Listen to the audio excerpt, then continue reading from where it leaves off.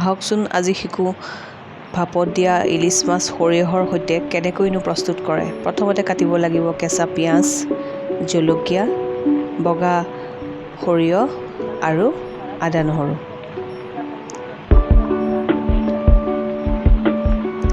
মাছকেইটুকুৰত হালধি আৰু নিমখ সানি লোৱা হ'ল।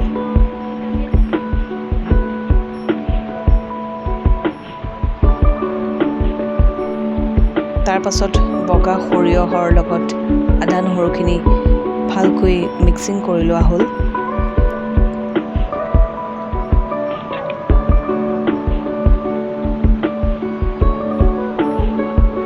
অলপমান মিঠাতেল, সৰিয়হৰ মিঠাতেল দি সেইখিনি ভালকৈ মেৰিনেট কৰিব লাগিব।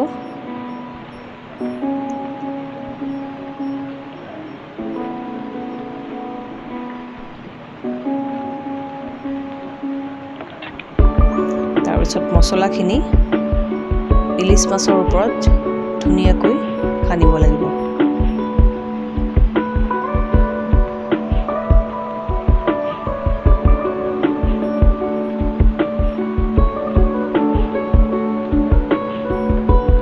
আৰু জানেনে আপোনালোকে, এইটো ৰেচিপিত সৰিয়হৰ তেলটো বৰ ইম্পৰ্টেণ্ট।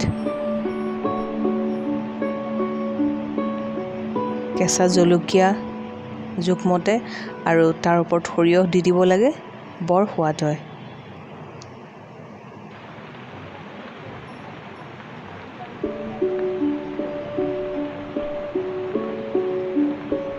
তাৰপিছত আপোনালোকৰ কেৰাহী বা আমি প্ৰেছাৰ কুকাৰতে ব্যৱহাৰ কৰিলোঁ। প্ৰেছাৰ কুকাৰত উঠাই দি এঘণ্টা চিমত ৰাখিলোঁ। তাৰপিছত হুইচেল আহিলে, এটা হুইচেল আহোঁতে আমি অফ কৰি দিলোঁ আৰু এয়া তৈয়াৰ হৈ গ'ল ইলিশ মাছ। এতিয়া হৈছে এয়া পৰিৱেশনৰ সময়।